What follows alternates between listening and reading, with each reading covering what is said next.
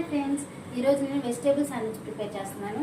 దానికోసం carrot, capsicum, onion, టమాటా, chilli flakes ఇంకా మయోనీస్ని బాగా మిక్స్ చేసి పెట్టుకోవాలి. తర్వాత బ్రెడ్కి ఒక సైడ్ బటర్ అప్లై చేయాలి.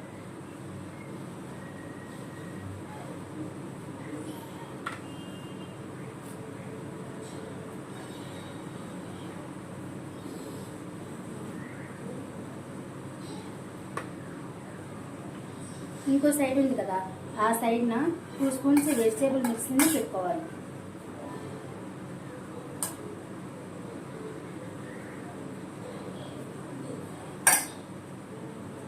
ఈ బటర్ లేని సైడ్తో క్లోజ్ చేసుకుని ప్యాన్ హీట్ ఎక్కిన తర్వాత